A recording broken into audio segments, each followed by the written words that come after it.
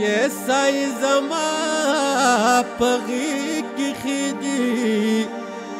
साई زما پغی کی خیجی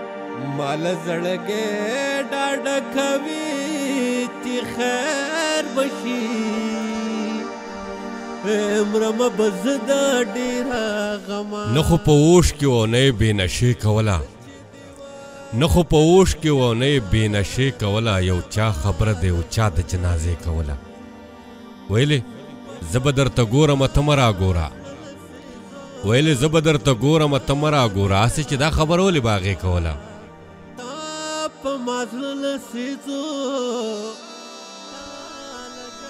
داغه پیغله د جواب خلق پیدا شو کنه دریم قانون چې سودا د لوپټې کوله مونږ د یو بل سره سیال نو خوند داو پکې ما که دا ستایاري کوله ما په دې کوله چې به منصور ته یې اواز وکړه چې یه رنځوره چې به منصور ته یې اواز وکړه چې یې رنځوره هغې به دا خبره څومره د مزې کوله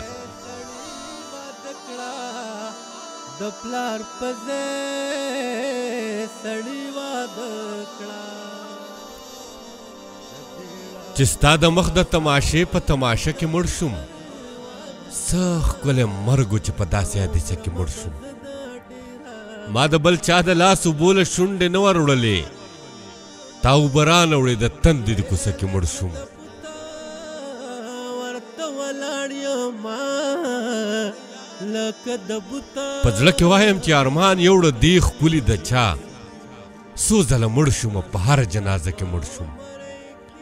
او په آخرت کې به خمار خمار د قبر پاسم په آخرت کې به خمار خمار د قبر پاسم ستا خمارو سترګو نشه کړمه نشه کې مړ شوم چې د جانان نوم پې یادېږي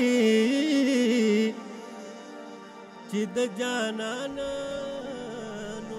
اوس خو دا ستا په مینه دومره پوخ باور لرمه اوس خو دا ستا په مینه دومره پوخ باور لرمه خدای به مې وبخي که ستا په دروازه کې مړ شوم ستا نه به خامخا زما بخانه مخکې کېږي ستا نه به خامخا زما بخانه مخکې کېږي ته په جومات کې مړ شې زه په میخانه کې مړ شوم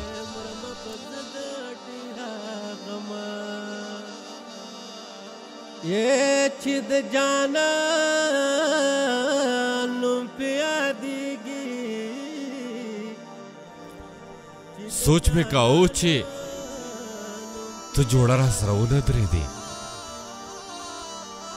سوچ مې کاوه چې ته جوړه را سره ونه درېدې منصوره ځان ته مې کتل په آینه کې مړ شوم تاله به هله ارمان درشي تاله به هله ارمان درشي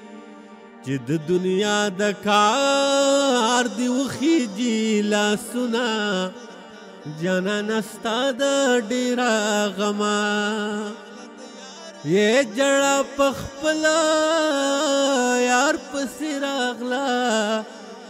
جړه په خپله